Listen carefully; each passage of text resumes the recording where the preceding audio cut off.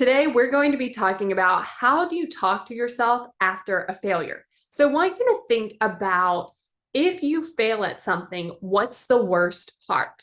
Worst part is the thing that you tell yourself after it has happened. I want you to think about if you had a failure and you told yourself, that's great, good job. Like having the failure wouldn't be as scary.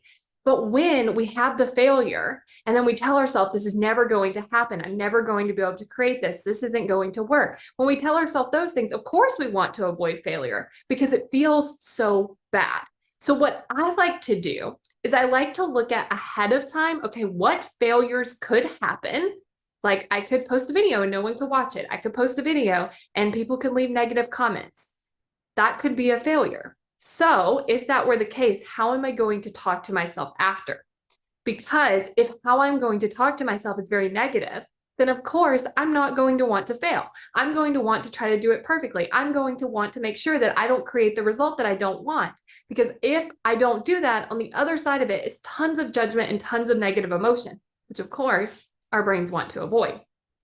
But if you're going to meet yourself with a celebration, a feeling of accomplished, feeling proud of yourself, then it's like, okay, the failing doesn't seem so bad. So if I were to post a video, no one were to watch it, then what I could tell myself is, I posted a video. I did the thing. Maybe people aren't watching today, but they will be watching. I'm so proud of you for getting started.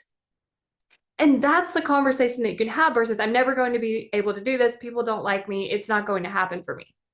It's a very different conversation, but by planning that out ahead of time, what it allows you to do is start taking action now because it doesn't seem so scary because on the other side of it, there's praise and love instead of judgment and tons of negative emotion.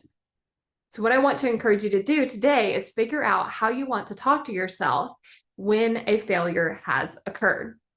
And if you want to keep taking action toward your goals with more commitment so that you can create more fun and more ease, then go to createcommitment.com to sign up for the waitlist for my course, How to Create Commitment.